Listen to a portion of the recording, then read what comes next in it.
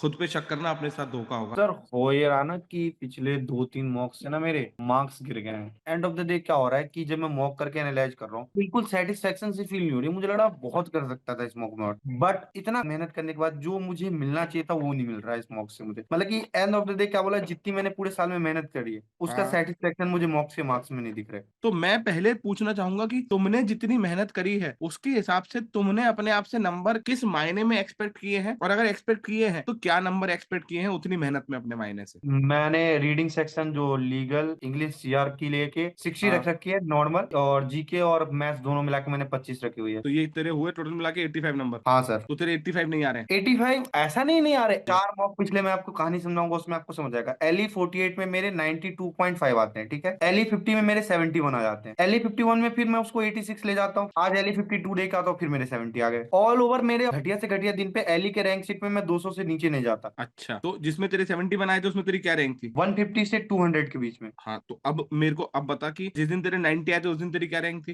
20 के अंदर। तो अब मुझे बता कि ये 150 रैंक जब तेरे 71 आए, क्या तूने उस पेपर का एनालाइज किया कि ये 71 क्यों आ रहे हैं। बिल्कुल सर किया। एनालिसिस से सबसे पहले सर ये मिला कि जब मैं 9 आउट ऑफ 10 था, कि जब मैं दो ऑप्शन में स्टिक कर रहा हूँ तो मैं गलत वाले पे ही जा रहा हूँ। कि जीके से लेके, जीके में वो लोग वो डाल दे रहे हैं ना यूपीएससी टाइप क्वेश्चंस, दो मेरे को स्टेटमेंट पता है, तीसरा स्टेटमेंट नहीं पता है, जिसकी वजह से मेरे जीके में गलत हो रहा है। लीगल में मैं दो ऑप्शन में फंसा हूँ, जिसको मैंने चूज किया वो गलत है, दूसरे वाला सही है। सीआर में सेम। मैथ्स में मैं सिली मिस्टेक कर दे रहा हूँ जल्दी करने के चक्कर में। ओवरऑल मिस्टेक करके मेरे बहुत सारे हो रहे हैं। मुझको बता कि तेरे जो ये शुड बी वाले जो तेरे गलत हो रहे हैं, ये गलत इस वजह से हो रहे हैं कि क्वेश्चन डिफिकल्ट आ रहे हैं, या ये गलत इस वजह से हो रहे हैं क्योंकि तू उस टाइम पे ओवर कॉन्शियस हो जा रहा है। सर दोनों का मिक्स है। मैंने एलपीटी के कुछ मॉक किए, सो लीगल में मेरी उसकी वजह से आदत हो गई कि उन्होंने ना मतलब कि बहुत स्ट्रिक्ट रीजनिंग लगाई हुई थी, तो मेरा हाँ, ओवर कॉशियस होगा अपने रीजनिंग को लेकर। ओवरऑल मेरे लीगल में हो क्या रहा था पिछले 4-5 मॉक से, कि मैं मार्क कर देता और ऑप्शन चेंज कर देता बाद में डर के, ओवर थिंक करके, ठीक है। और मेरे अगर 10 गलत होते तो 8 गलत ऐसे हो जाते थे, उसको ठीक किया। लेकिन ओवरऑल क्या हो रहा है ना कि सब में थोड़ा थोड़ा गलत होकर एकदम पाइल अप हो जा रहा है वो चीज। मेरी बात समझ, वो पाइल अप इसीलिए हो रहा है क्योंकि मैं फिर से बताना चाह रहा हूँ,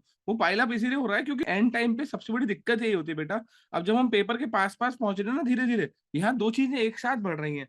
हमारा डर कि कहीं पेपर वाले दिन ये ना हो जाए ये, और उसके साथ साथ हमारी इच्छा कि हमें और अच्छा करना है, ये एक साथ बढ़ रहा है। अभी ध्यान समझना, इसको यहाँ से लेके कार रेस के गेम में चले जाओ। अब कार रेस में क्या है कि हमारी इच्छा है कि हमें फर्स्ट आना है, तो हम गाड़ी की स्पीड तेज करते जा रहे हैं, तेज करते जा रहे हैं, तेज करते जा रहे हैं, और डर है कि नहीं लूज ना हो जाए तो और तेज कर रहे हैं। और उसके बाद वो तेज करने की वजह से हम जब डर रहे हैं कि एक्सीडेंट ना हो जाए, तो या तो ओवर ब्रेकिंग कर दे रहे हैं या तो गाड़ी घुस जा रही है, या तो ओवर ब्रेकिंग कर दे रहे हैं या तो गाड़ी घुस जा रही है। अब वो ओवर ब्रेकिंग और गाड़ी घुसने का मतलब क्यों हो रहा है, क्योंकि हमको और अच्छा करना है इसलिए हम वो करते जा रहे हैं, और दूसरी तरफ से यहाँ से हम क्या करते जा रहे हैं कि एक तरफ से हमको डर भी है। अब इसका लॉजिक समझ, इसको सही कैसे करना है।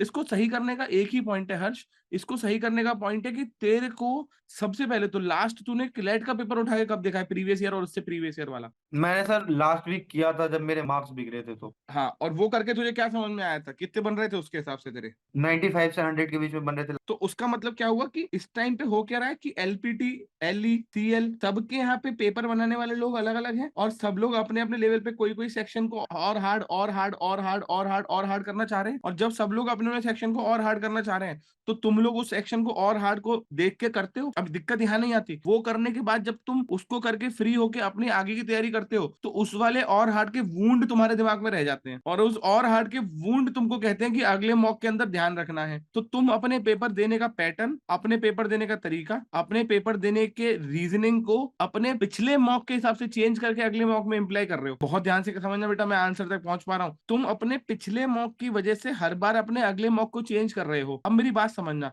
हर पिछले मॉक की वजह से अगर तुम अपने अगले मॉक को चेंज करते चलोगे तो उससे प्रॉब्लम क्या आएगी, तुम कोई भी स्टेबल ट्रेजेक्ट्री नहीं अपना पाओगे। तुम क्रिकेट के गेम समझ लो, बहुत आसानी से सबको समझ में आएगा। सब देखते हैं कि इस मैच में विराट कोहली स्पिनर पे आउट हो गया, और वैसे वो स्पिनर को धून देता है, और उसको प्रैक्टिस करनी थी हार्ड फास्ट बॉलिंग की, उसको प्रैक्टिस करनी थी अपने स्टेंस पे। पर अगले मैच से पहले उसने केवल स्पिन ही स्पिन बॉल खेली, और वहां पे जाके वो आउट हो गया फास्ट बॉल पे। अब वो फास्ट बॉल पे आउट हो गया तो उसने स्पिन छोड़ दी, फास्ट ही फास्ट खेली, फिर वो आउट हो गया स्पिन पे। अब वो कह रहा है भैंस की आंख ये क्या हो रहा है। तो उसको किसी ने आके समझाया कि गुरु ऐसा है, तुमको अपने पिछले मॉक की हिसाब से अपनी परफॉर्मेंस को बदलना नहीं है।